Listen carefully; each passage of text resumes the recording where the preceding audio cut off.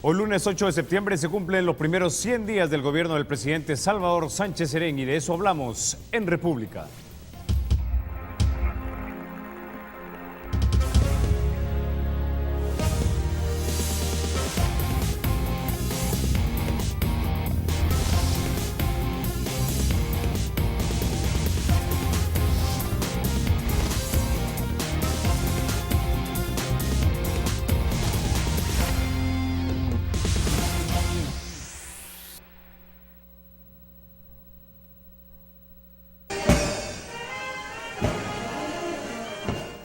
Bueno, es muy cierto, 100 días son muy poco tiempo para evaluar una gestión presidencial, pero también hay que reconocer que es tiempo suficiente para tener una idea de cuál será el modelo del mandatario en turno. El presidente Sánchez Serén está dando muestras de hacer las cosas diferentes, está dando muestras de estar tomando mejores decisiones. Pues según los recientes sondeos de opinión, no. El presidente Salvador Sánchez Serén ha sido reprobado en sus primeros 3 meses de gobierno, siendo la peor evaluación que ha tenido un mandatario en las últimas gestiones. ¿Y qué es lo que piensan sobre este periodo de gobierno los micro y pequeños empresarios?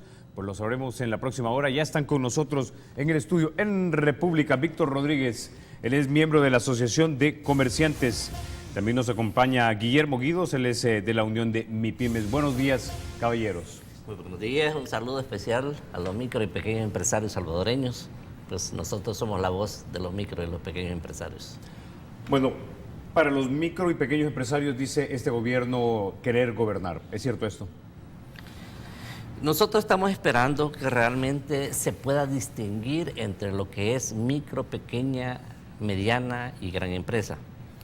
El problema se ha venido dando desde siempre en el sentido de que se legisla como que todo fuera gran empresa. No se distingue en lo que es pequeña, microempresa, sino que se tasa todos por igual. Y estamos viendo cómo están desapareciendo las micro, las pequeñas empresas porque no son sostenibles con tanto impuesto, con tantas medidas, que no solo es el gobierno central, sino que también ahí van incluidas las alcaldías, porque no solo se paga impuesto al Ministerio de Hacienda, se paga impuesto, bueno, desde que se crea, se empieza por pagarle prácticamente cuando se hace una escrituración al abogado, cuando se inicia una pequeña empresa. Después que hay que inscribir, esto es el registro de comercio, también hay que pagar impuestos. Después viene lo que ya el sistema contable, que hay que pagar contadores. Y no hay que pensar que todo lo que el empresario vende, todo es ganancia. Si el empresario tiene costos, empecemos por que hay que pagar local, que hay que pagar empleados, que hay que pagar prestaciones, que hay que pagar servicios básicos, que hay que pagar, bueno, comprar productos, y la diferencia de todo eso que se gasta es una mínima cantidad que le queda de utilidad, y muchos a veces son nada más empresas de subsistencia. Hoy con los nuevos impuestos estamos tasando como que todo el mundo estuviera bonancible y todo estuviera ganando excelentemente bien, y se está poniendo impuesto solo por tener una propiedad, y si no está generando utilidades o las utilidades que se espera, y que en el sistema antes de que impusieran esto no generaba impuestos, hoy hay que pagar impuestos. ¿Y cómo es posible que se diga que se está ayudando a los micro y a los pequeños empresarios con este tipo de medidas? Pues porque no podemos ya prácticamente subsistir. A esto agreguémosle que somos como micro y pequeños empresarios los que no tenemos las posibilidades de pagar seguridad. Y las extorsiones vienen a arrasar prácticamente con estos pequeños y micro comerciantes, porque lo atacan por un lado los extorsionistas con la renta, viene el Estado con la imposición de más impuestos, y ya no hay posibilidades de subsistencia con ese tipo de medidas. Ahora, vayamos por partes. ¿Qué tanto los han afectado a ustedes en este momento el nuevo paquete de impuestos? Sí. Bueno, yo ya me robó el saludo que yo iba a hacer, pero también lo voy a extender a los trabajadores, a nuestros trabajadores que hombro a hombro junto con nosotros, viéndonos la cara día a día, los micro, pequeños y medianos, están a nuestro lado y saben de lo que hablamos cuando venimos acá, y nos apoyan porque también ellos se preocupan por qué es lo que va a suceder con sus puestos de trabajo. y pues ellos son afectados y quizás principalmente afectados por estas medidas que el gobierno ha tomado. Fíjese que nos afecta porque dentro de la gama de la problemática que tiene un empresario, una empresa, está la falta de capacitación. Nuestros empresarios, lo último que les queda es la capacitación. El Estado no la asume como tal porque tiene un par de organismos que dan capacitación, pero que no tienen el suficiente presupuesto. Entonces es como que le tiren con esa capacitación que da el INSAFOR o cualquier otra de las organizaciones encargadas del tema, es como tirar un poquito de sal al mar, no hace mucha diferencia. Pero también tenemos otros problemas, como es, y con estos impuestos menos vamos a poder capacitar al personal, menos vamos a poder tener bienes de capital para poder producir más, menos vamos a poder hacer aumentos de salario, porque ese dinero que pudo haber servido para eso va a ser colocado en impuestos, menos vamos a tener para llegar a ser empresa formal, los que todavía no lo son, los que trabajan en el sector informal, menos oportunidades y menos atractivo el volverse formales. Y así vamos a ir encontrando que todo afecta a todos, no solo al empresario. También se ve afectado su empleado y por ende la familia del empleado. Entonces eso es lo que nosotros defendemos, eso es lo que nosotros hemos estado opinando y dándole nuestros razonamientos al actual gobierno. Bueno, empezamos con el anterior gobierno, pero es el que al final nos escuchó, pero no nos hizo caso. Entonces, por ahí empiezan los efectos de este impuesto. Y nuestro temor es que cuando terminen de concretizar lo que es la operatividad de este impuesto y vean que todavía les es insuficiente, vuelvan otra vez al ataque y vuelvan a meterle la mano a los mismos que ya tienen cautivos en la formalidad. Una pregunta, cuando usted habla de impuesto, efectivamente, ¿a qué impuesto se está refiriendo? ¿Al de las transacciones financieras? A todo. Cualquier impuesto golpea la bolsa de la empresa. Tal vez agregando un poquito lo que dice Guillermo con relación a la pérdida de empleos. Aquí tenemos información, y esto es del Seguro Social, pues, que del 2013 al 2014, estamos hablando de diciembre de 2013 a junio de 2014, se han perdido 4.094 empleos. Eso implica que los empresarios que ya no pueden sostenerse, lógico, tienen que ir viendo cómo eliminan trabajadores, pues, porque no pueden seguirles pagando. Entonces, cuando la empresa empieza a decaer, empieza a reducirse, va reduciendo operaciones y consecuentemente va quitando personal. Y aquí estamos viendo, pues, con estadísticas de las mismas instituciones de gobierno. Y cuando estamos hablando de los impuestos del 1%, por ejemplo, yo les ponía varios ejemplos en otras oportunidades. Hablemos de un empresario que tiene una maquinaria, de esos que maquilan, por ejemplo, que tienen varias maquinitas y hacen ropa, que la competencia desleal que están teniendo en estos momentos ya no los deja participar en el mercado. Pero el hecho de tener esas máquinas ahí, y aunque no estén produciendo, van a tener que estar pagando impuestos, porque es parte del activo. Y un constructor, por ejemplo, compra, porque a los constructores los bancos ya no les dan para comprar terrenos, sino que tiene que tener el terreno y les dan para financiar los proyectos. Pero si alguien tiene un terreno y mientras saca los permisos, que tardan a veces años, ¿verdad?, para que le den una autorización para construir, va a tener que estar pagando impuestos por ese bien que todavía no está produciendo nada. Y si vamos a hablar de las transacciones, dicen que a los pequeños empresarios y a los microempresarios no les va a afectar.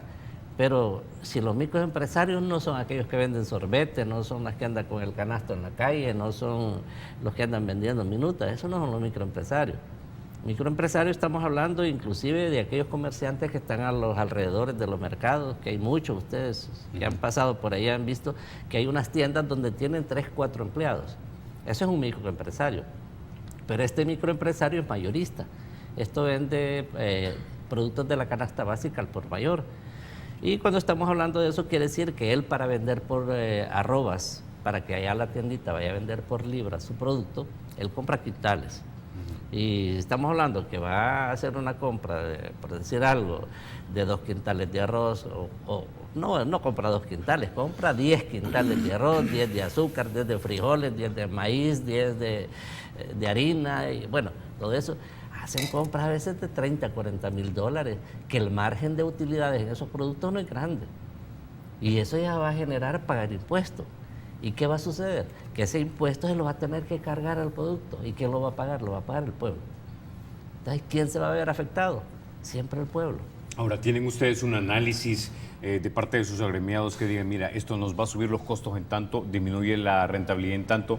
De hecho, si quiero mantenerla, voy a tener que recortar personal. ¿Tienen ustedes ese tipo de análisis? Ya no, bueno, ya estamos viendo casos concretamente, pues, de que muchos me han dicho, mire, yo no puedo sostener esto, pues yo tengo que quitar un empleado. Ya no puedo seguir sosteniendo esto. Bueno, muchos ya cerraron porque no pueden, como le digo, en este tipo de productos las ganancias no son grandes. De un quintal de frijol que vendan, les quedan $5, les quedan $5. Y sobre eso, muchos me dicen, mire, si yo a veces ni siquiera ya le puedo trasladar al producto, porque si no, la competencia me lo quita, porque es tan mínima la diferencia que 5 centavos que uno le agrega al producto ya está con la competencia encima que no lo deja, ¿verdad? Entonces ya va quedando uno al margen y ahí están en ese problema de que eso ya genera pérdidas. Entonces sí se van a ver afectados los micro y los pequeños empresarios. Licenciado Guidos, usted dijo hace unos momentos que sí los escucharon, pero básicamente hicieron caso omiso de lo que ustedes les dijeron. ¿Qué fue lo que le dijeron ustedes al gobierno y qué les sugirieron y en qué sentido básicamente les dijeron no, señores? Bueno, nosotros somos parte de ANEP y como parte importante de ANEP, no apéndice, somos parte importante, dado la cantidad de empresas que somos y la cantidad que representamos en el PIB, en el trabajo que damos, somos importantísimos. Para que la gente se haga una idea, la micro y pequeña empresa es 90% del... Es más que el 90%. 99.4% en la micro, pequeña, según datos del Ministerio de Economía. ¿Cuánto generan ustedes en empleo a nivel nacional? En empleo andamos dando algo así como el 66% del empleo nacional y dentro del PIB estamos aportando algo así como el 50%. 50%. Según números sacados por el Ministerio de Economía en el 2007, en un censo que hizo, estamos esperando que hagan el nuevo. Bueno, tomando en cuenta esa importancia y retomando la pregunta, ¿qué fue lo que les dijeron? Bueno, nosotros nos reunimos con el comité, con el Consejo Económico. Un par de veces estuvimos con el presidente de la República en Casa Presidencial pues le expusimos toda nuestra buena voluntad en ayudar, en que el presidente tuviera éxito en su labor y pues nos pusimos a la orden de ellos. Establecimos reuniones, nos reunimos con el ministro de Economía, con el ministro de Hacienda y otros funcionarios más, el señor Lorenzana, el señor Atuasbum. Nos hizo la presentación de los impuestos que querían implementar.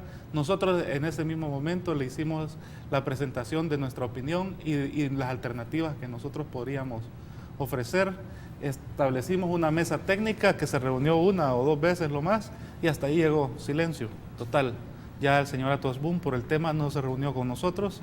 Hasta ahora, después de 100 días, en ese tema tuvimos nada más un par de reuniones y el resultado que ya todos sabemos. Bueno, da la impresión entonces que era una decisión tomada y que... Exactamente, y que solamente hicieron algún cambio porque era tan claro el error que estaban cometiendo que no tuvieron otra alternativa, pero lanzaron, ya como todos sabemos, sus leyes las aprobaron de una manera irregular, como nosotros lo hemos expuesto, y pues estamos a la espera de que se reconsideren las posiciones, aunque sea con una sentencia de la Sala de lo Constitucional de la Corte Suprema de Justicia. Bueno, con esa idea nos quedamos, vamos a la pausa y regresamos hablando un poco más de la relación entre el gobierno y la empresa privada. Ya volvemos.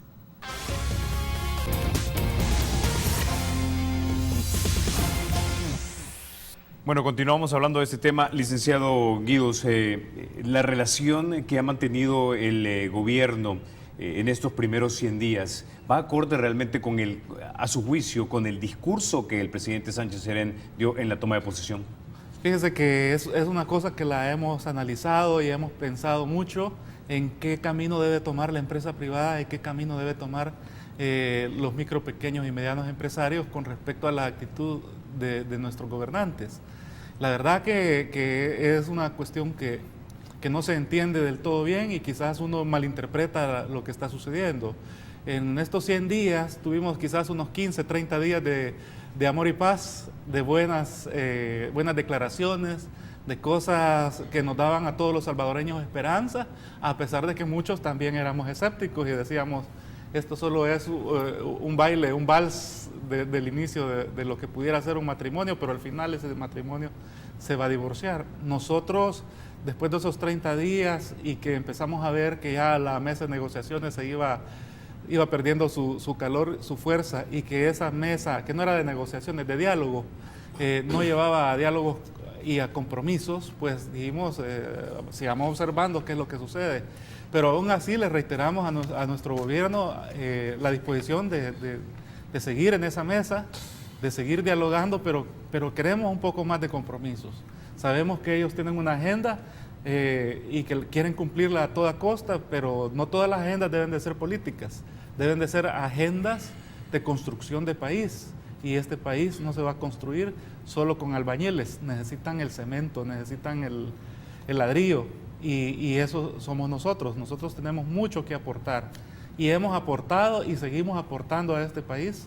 No solo trabajo, no solo impuestos, hemos aportado en proyectos específicos, hemos ayudado, hemos convocado cuando el gobierno necesita convocatoria, hacemos todo lo que el gobierno nos pida, pero claro, en pro del país, que nosotros estemos con ellos y que ellos estén con nosotros, así como dice el presidente, ¿verdad? En su nueva propaganda por los 100 días, todos somos uno, dice, y la unidad, y debemos trabajar unidos, pues que empiece a demostrarlo, porque las últimas declaraciones, yo creo que casi como dice Chespirito, se le chispoteó cuando dijo que éramos unos burros.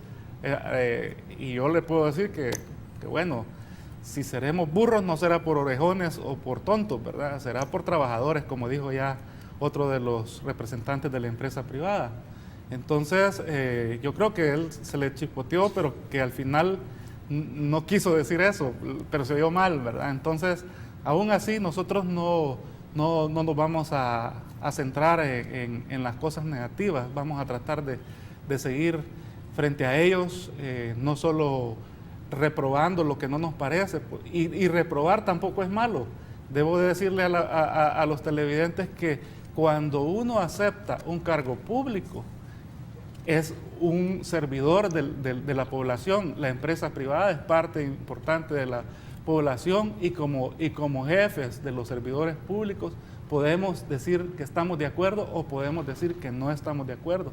Y no por eso vamos a estar en una confrontación, sino que tienen que ser, los servidores públicos tienen que ser receptivos de la crítica y ver cómo es que mejoran su papel. 100 días ciertamente es muy poco para poder evaluar el resultado de un gobierno, pero 100 días sirven para saber cómo va, para saber si su labor está siendo bien recibida o realmente no. Entonces, para eso sirve esta evaluación. Licenciado Rodríguez, las palabras se oyen muy bonitas, pero las acciones hablan más fuerte. ¿Cuál es la impresión que usted tiene hasta este momento de las acciones y si estas van acompañando las palabras iniciales de muestra de negociación de este gobierno? Hemos visto ya en el pasado de que la confrontación trae destrucción. La guerra se dio precisamente por eso, porque había lucha de clases, porque había malos entendidos muchas veces con relación al actuar de la sociedad. Y no es conveniente pues estar confrontando con palabras a veces antisonantes que no tienen por qué decirse. Y una recomendación al señor presidente, que actúe más inteligentemente, pues porque el sabio no dice todo lo que piensa, pero sí piensa todo lo que dice. Entonces hay que ser un poco más cauto, ¿verdad?, en cuanto a expresarse más que todo en público, porque el pueblo lo escucha, pues, y ya ese tipo de situaciones deberían de ser del pasado, deberían de ser condiciones olvidadas que debemos de unirnos. Y el empresario realmente es gente trabajadora, es gente que anda buscando cómo sobrevivir en el ambiente económico, y tenemos que unir esfuerzos. Los políticos desde su escritorio muchas veces desconocen cuál es la realidad, cuál es la experiencia que vive el empresario. Y ahí es donde podemos unir esfuerzos, que los políticos con sus ideas y los empresarios con la experiencia podemos unirnos y sacar adelante el país. Pero si estamos que yo, porque me imagino que así son las cosas, voy a hacer esta ley y no me importa quién me voy a llevar de encuentro, estamos destruyendo la economía. Entonces tenemos que ser más participativos en cuanto a tener pues esa apertura para que nosotros también podamos ayudar. Porque si bien es cierto, hay malos empresarios y eso todo el mundo lo conoce. Hay malos empresarios que evaden muchas veces sus responsabilidades, eso no se niega, pero la mayoría no es así. Y eso me lleva a mi siguiente punto. La premisa detrás de algunas declaraciones de funcionarios cercanos al partido de gobierno es que algunos empresarios no quieren poner de su parte. Ya un estudio independiente hecho por FESPAD decía que hay aproximadamente unos 1.700 millones de dólares en evasión y elusión, y que lo que se buscaba era que a través de algunas reformas que se hicieron en el Código Tributario era precisamente evitar que se evada y evitar que se eluda. Como le digo una vez más, da la impresión que la premisa es que hay empresarios que no quieren poner de su parte para que este país salga adelante. Claro, claro que los hay, siempre los ha habido. Escuché declaraciones de un funcionario no hace mucho, la semana pasada, en la cual dividía esa mora, y al final la mora que recuperable y la mora que ellos creen que no era histórica andaba por una cifra mucho menor. No recuerdo bien, no quisiera dar la cifra que recuerdo porque no estoy seguro, pero sí era mucho menor. Yo pensaría también en buscar las razones por las cuales existe esa mora.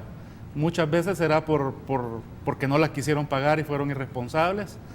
Muchas veces será porque esa empresa o ese empresario que no pagó ya no pudo pagarla, porque las condiciones de mercado o él mismo falló como empresario, sus habilidades fallaron. Pero también mucha de esa mora está por la negligencia que el Ministerio de Hacienda ha tenido históricamente para perseguir esos saldos. No estoy diciendo el ministro Cáceres, no estoy diciendo el ministro anterior, estoy diciendo desde siempre ha habido negligencia. Yo escuché al ministro Cáceres diciéndonos el otro día de que la empresa privada siempre contrataba mejores abogados, y por eso los juicios de que el Ministerio de Hacienda iniciaba se tardaban demasiado. Yo creo que esa es una declaración poco feliz al decir así, que la empresa privada contrataba mejores abogados, porque el Estado también tiene capacidad de análisis y debería tener también buenas personas trabajando buenos profesionales trabajando para ellos. Entonces, esa es parte de la preparación del ajedrez en un litigio. Tener, además de la razón de su parte, además tener un buen equipo de abogados, pues que busquen suficientes inspectores y que los capaciten bien para que sepan qué es lo que hacen. Muchas veces el ministerio pone multas o viene y define cantidades de una manera incorrecta, y salen, suman las grandes cifras, y al final ya en el Tribunal de Apelaciones o en la Corte Suprema de Justicia terminan reduciendo esas cantidades porque se equivocaron, simplemente. Pero ellos sí lo suman dentro de lo que es el reclamo. Licenciado Rodríguez, entiendo por lo que me dicen es que sus gremiales no van a ser tapaderas de evasores. Yo siempre insisto que el gobierno, si sabe quiénes son los evasores, ¿por qué no los persigue ellos? No es dictando leyes en donde con un atarrayazo quieren solucionar los problemas. El gobierno tiene las herramientas, tiene las condiciones, tiene todas las posibilidades de ir directamente a la persona que está evadiendo ¿Y por qué está tratando pues de buscar dañar a la mayoría cuando tiene las condiciones para ir a detectar eso? Si saben quiénes son los evasores, ahí tienen la información, porque no los persiguen. Eso, en ningún momento nos oponemos a ese tipo de situaciones, porque el que comete un delito, lógicamente tiene que pagarlo. Aquí no se está tratando pues de cubrir o apoyar a aquellos que son irresponsables en sus actitudes o en sus trabajos, en lo que sea, sino que estamos buscando que no se dañe a la mayoría, gente honesta, gente trabajadora, que con dificultades va saliendo adelante. Y yo les digo a los políticos, mire, no se olviden que somos los empresarios los que les damos de comer. Si no hubieran empresas, no hubieran impuestos. Si no hubieran impuestos, no hubieran políticos, no hubieran cargos públicos que estuvieran sosteniéndose. Si somos los empresarios los que se les está dando de comer. Por lo tanto, no hay que menospreciar al empresario, si de eso viven los políticos. Por lo tanto, es de apoyarlos, de ayudarlos, de buscar cómo fortalecer la economía y no solamente buscando cómo sacarle más el dinero de la bolsa, ¿verdad? Y sin que se dé cuenta. No es así la cosa. Y tenemos que ser participativos, insisto en eso, porque la experiencia que tiene el empresario pesa mucho y hay ideas. Nosotros no nos venimos acá a criticar al gobierno, no venimos a señalar errores, venimos a darles la mano para que podamos trabajar juntos y que realmente saquemos adelante el país. Y eso es lo que se espera, que realmente se hagan situaciones que beneficien al pueblo, que beneficien al empresario, que beneficien el desarrollo económico, y a eso vamos. Pero si no se nos toma en cuenta, muchas veces, bueno, hemos visto que están tomando medidas pues erróneas, que en lugar de beneficiarse, no es así como el gobierno se va a fortalecer, no es así como el gobierno va a captar más ingresos para sus programas, sino está destruyendo la economía y en lugar de captar más ingresos, se le van a disminuir y se va a ver más emproblemado. Bueno, vamos a la pausa, regresamos en minutos y vamos a hablar acerca de esos recursos que tienen ante la Corte Suprema de Justicia. Volvemos en minutos.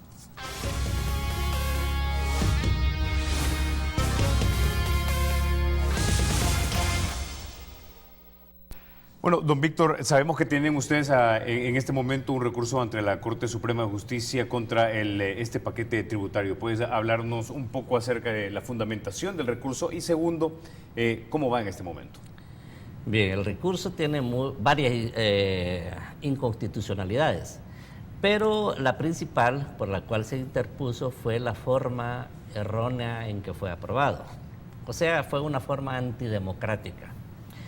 Y si estamos hablando de democracia, estamos hablando que tenemos que ser participativos, estamos hablando de que tenemos que ser inclusivos, como tanto se habla de la inclusión, y por lo tanto la forma en que se aprobó fue un madrugón.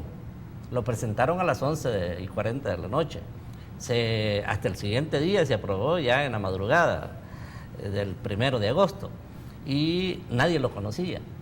Solamente lo conocían dos diputados, que eran Lorena Peña y Gallegos. Y entonces prácticamente ellos dijeron de que ellos lo habían estado discutiendo. Y lo expresaron ahí, están las grabaciones y todo. Pero los demás, hubieron 4 fracciones que se retiraron porque desconocían el proyecto. Entonces no iban a estar leyéndolo ahí para estarlo discutiendo un proyecto tan grande que no había posibilidad después de poderlo analizar en 2-3 minutos pues para después estar opinando. Entonces se retiraron 4 fracciones.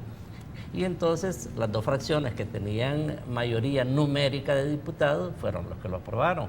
Por lo tanto, fue un proyecto que fue aprobado inconsultamente y esa es la base prácticamente bajo la cual se presentó la inconstitucionalidad, no obstante que hay más dentro del proyecto, pero claro, básicamente la forma en que lo aprobaron es la causa por la cual se presentó el primer recurso, que esperamos lo resuelvan, pues porque si la Corte Suprema ve los argumentos que van bien detallados, bien plasmados, lógico pues que tiene que dar una respuesta favorable. ¿Les han dado fecha para cuándo podrían emitir resolución?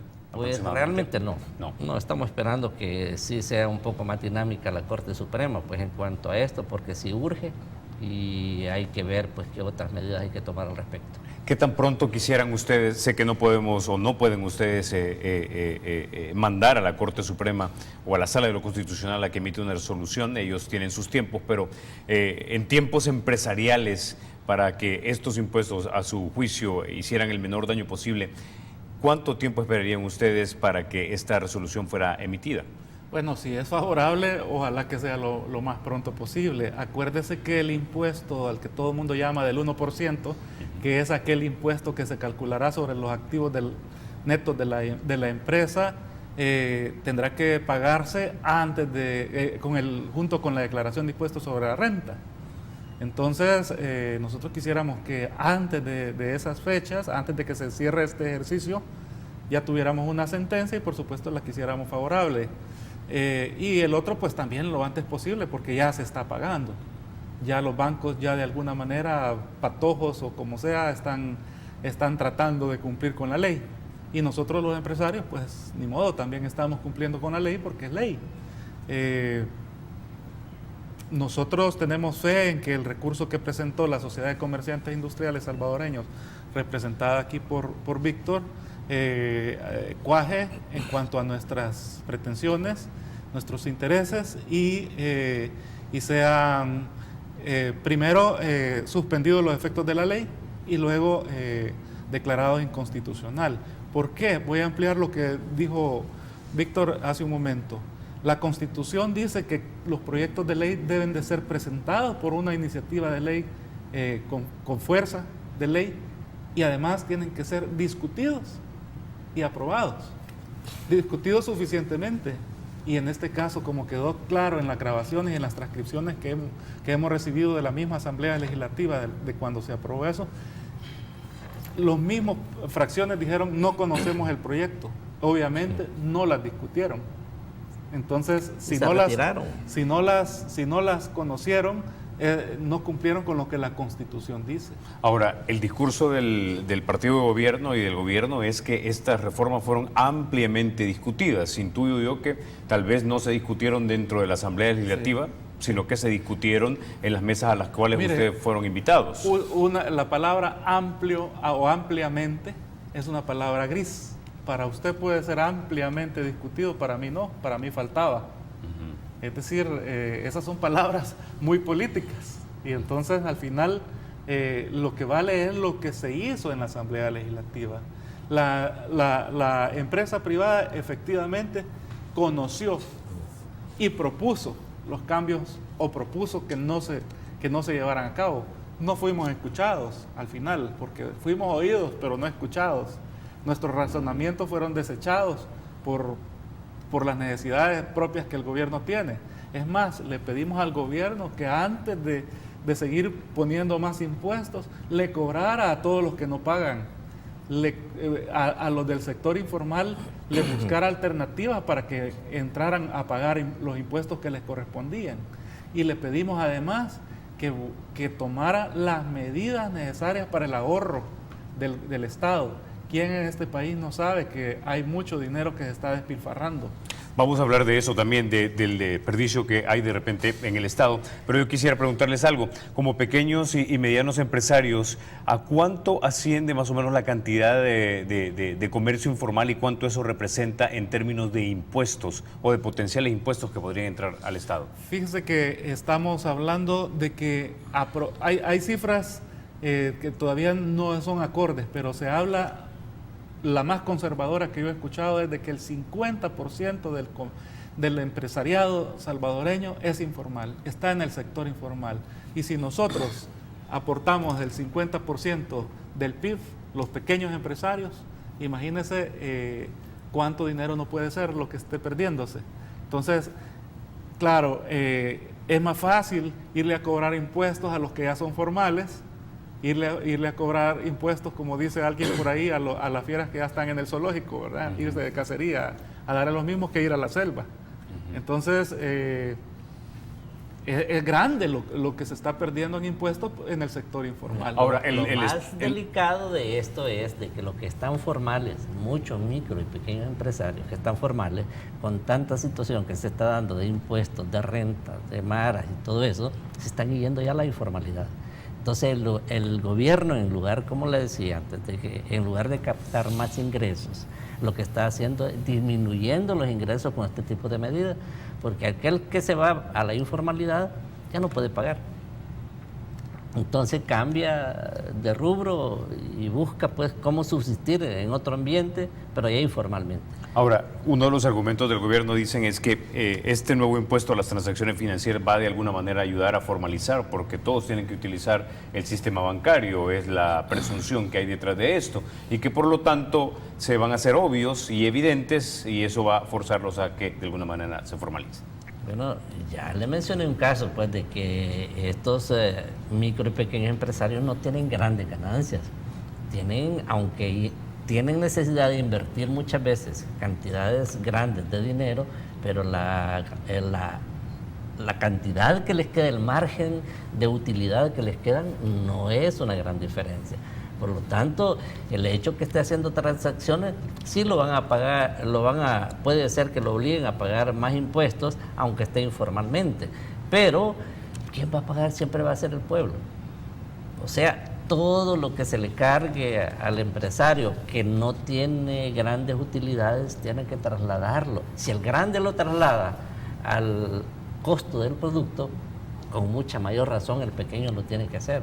Y si esto hablamos de que el grande le incrementa lo que ya está estipulado, viene el mediano, también se lo incrementa, que es consumidor del grande, y ahora viene el micro o pequeño, y también ya viene con 2 incrementos, y le tiene que incrementar más a ese producto, porque también va a pagar el impuesto, el mismo impuesto, ya está 3 recargas al mismo producto. ¿Y quién paga al final? El pueblo. Ahora, ¿cómo hacemos entonces formales a los informales, licenciado Guidos? Esa es la pregunta del millón, ¿verdad? Si supiéramos y tuviéramos una respuesta absoluta al tema, yo creo que ya hace años lo hubieran implementado los gobiernos. Pero todo va por hacerle fácil la vida al que es informal, por hacerle atractiva la formalidad al informal. Y ahí hay muchas cosas que hacer para hacer que un microempresario diga vale la pena ser empresario formal. Bueno, hay cosas como variadas. Ayúdame, Víctor. Sí, no, bueno, yo estoy en un proyecto de la OIT precisamente en la Municipalidad de Santa Tecla, donde estamos buscando beneficios para el comercio informal, y lo único que a veces el empresario quiere es que le den condiciones para trabajar. El micro, pequeño empresario no exige mayor cosas, exige que le den condiciones que le permitan desenvolverse con tranquilidad, que le den oportunidades de ambiente para poder trabajar y con eso formalizarse. Ya logramos que se desarrollaran 2 cooperativas en ese proyecto que estamos, un plan piloto que se está haciendo en El Salvador, Honduras y Costa Rica, y se puede formalizar el micro y el pequeño empresario, pero lo que con una mano estamos haciendo, con la otra lo estamos destruyendo, porque si bien es cierto, hay una ley MIPE que en cierta forma se nos escuchó para que se elaborara esa ley, porque la primera que estaba pues no contenía lo que realmente esperábamos que se diera para efectos pues de que la micro y pequeña empresa se pueda desarrollar. Pero si bien es cierto, ahí está la ley, pero vamos a ver que las medidas que se están tomando no están apoyando a la micro y a la pequeña empresa, la están destruyendo con todo lo que por otro lado se está haciendo. Entonces no podemos prácticamente tener confianza, tener seguridad de que vamos a desarrollarnos cuando, si te doy esto, pero por acá te lo quito. Entonces no hay forma. La burocracia, la excesiva burocracia y la cara burocracia no dejan formalizarse a los informales. No ven el atractivo de empezar a gastar y empezar a dar vueltas en infinidad de instituciones del gobierno para poder obtener documentos que los acrediten como formales. ¿Cuántos trámites hay que hacer más o menos para montar su pequeña empresa? Bueno, si la va a hacer formal, tiene que primero... Dependiendo del giro también. Tendrá que ir a inscribirse al registro de comercio y sacar su matrícula de comerciante social e individual. Eso lleva un costo. Vale, en un comerciante social para inscribirse, tiene que pagar de impuestos aproximadamente $150. Pero más, ponerlo en notario para que más, le hace la más el escritura. notario, más el contador que le tiene que hacer todo lo que es el catálogo de Los cuentas, libros. más los La libros, inscripción de más libros. las facturas, más Los el seguro registros, social, la alcaldía, los registros. el Ministerio de Economía y otras Y partes dependiendo más. del giro, Y hay la que ir a alcaldía. sacar permisos muchas veces hasta al Ministerio de medio Salud. ambiente, al Ministerio de Salud, que hasta a veces hasta, ¿cómo se llama? Y si le ha costado llegar hasta el ahí, Ministerio de Defensa. más le va a costar mantenerse en el tiempo, Ujú. ¿verdad? Entonces, eso es lo que al informal, cuando ve todo eso, le parece cuesta arriba y se queda atrás. Luego tiene que empezar a pagar más impuestos y no hay un impuesto especial para ellos, para irlos jalando ya a que empiecen a Y pagar. si hay que importar materia prima o hay que importar algunos productos, hay que pagar impuestos de importación también, hay que pagar fletes, hay que pagar cantidades. Bueno, todo esto entonces es solamente elementos que apoyan el argumento de que formalizarse es un poco complicado o es complicado, y eso impide también que al no ser formal no pagas impuestos al Estado y entonces buscas sacar impuestos de lo que ya son formales, que es básicamente el argumento que ustedes tienen, ¿no? Así es. Bueno, Correcto. vamos a la pausa, regresamos en minutos.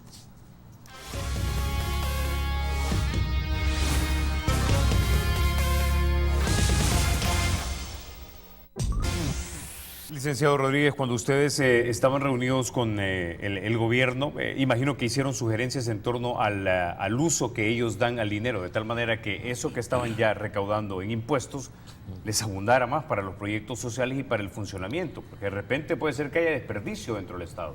Bueno, yo no he estado prácticamente en estas reuniones con el gobierno, pero sí he estado en reuniones donde se han hecho planteamientos para buscar soluciones a este tipo de medidas.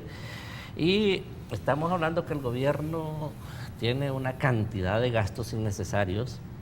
Bueno, hemos escuchado cómo viajan a Rumania, viajan a Palestina, viajan a una cantidad de países y no se ve el producto de esos viajes.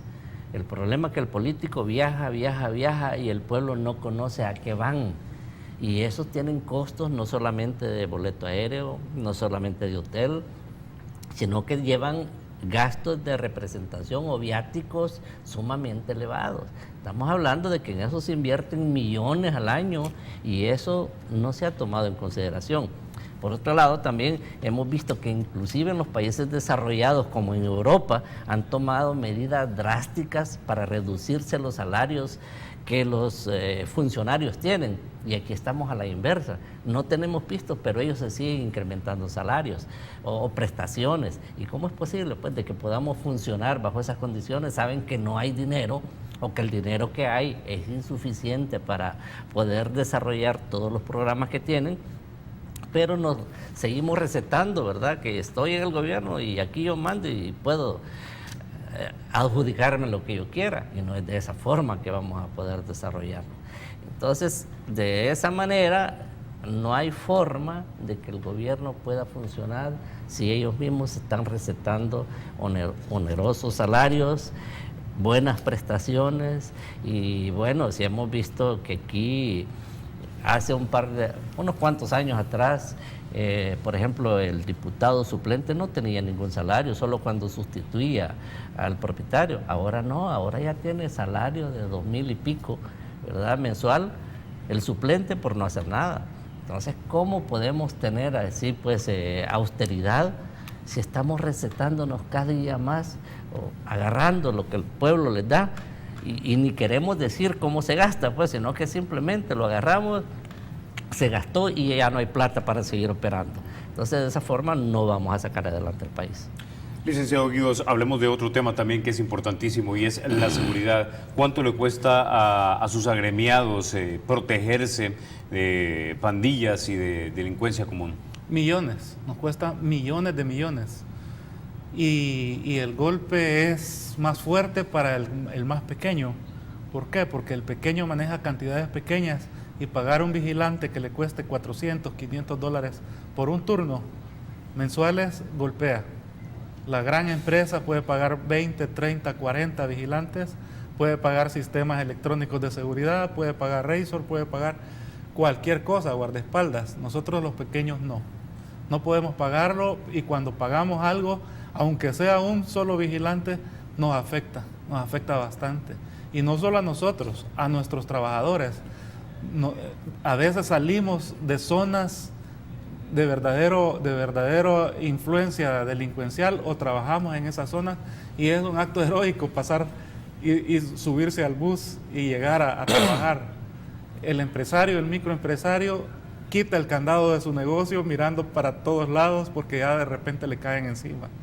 Luego le llegan durante el día las notas de extorsión, las llamadas de extorsión, y eso es muy difícil trabajar así, en esas condiciones, y eso nos golpea tanto que nuevamente no podemos hacer las inversiones que necesitamos, los salarios, mejores salarios, porque ese puesto de un vigilante en la puerta o 2 vigilantes, eso son gastos que no son de producción. En términos de dinero, si es que tienen una cifra o manejan una cifra, ¿cuánto invierte, entre comillas, un pequeño o mediano empresario, digamos, al mes para protegerse de las pandillas? Ellos prácticamente tienen tarifas diferentes, y nada menos me comentaba recientemente un amigo que tiene un puesto en un mercado, y me dice, antes nos decían, bueno, esporádicamente llegaban, deme productos, se llevaban muchas cosas. Ahora no, hoy ya llegaron y dijeron, mire, a partir de ahora semanalmente nos va a dar tanto. Ahí ya es una tarifa que no pueden evadirla. Y dependiendo del nivel del comerciante que ven, así ellos le tasan prácticamente cuánto le van a quitar semanalmente o mensualmente o quincenalmente o a diario. ¿Han visto ustedes mejoría en la situación de la seguridad en el país en estos 100 días? No, es que a eso voy precisamente, que en lugar de disminuir, la delincuencia sigue creciendo. Bueno, esta semana, a propósito, le robaron un carro a uno de mis hijos, y cuando fuimos a poner la demanda, habían 4 más que lo acaban de robar, y todavía nos dice un agente, mira, aquí no pueden poner la demanda porque no tenemos impresor para sacar las copias, vayan a otra donde tengan impresor, que les puedan sacar las copias, porque aquí no sirve la copiadora ahorita, entonces no lo podemos atender. Y les digo, estamos en una crisis que, bueno, si ustedes ven cómo están, ya le perdieron el temor a la policía, que están atacando a los policías. Entonces, ¿cómo podemos decir que hay mejoría si el pueblo está viviendo en carne propia el incremento delincuencial?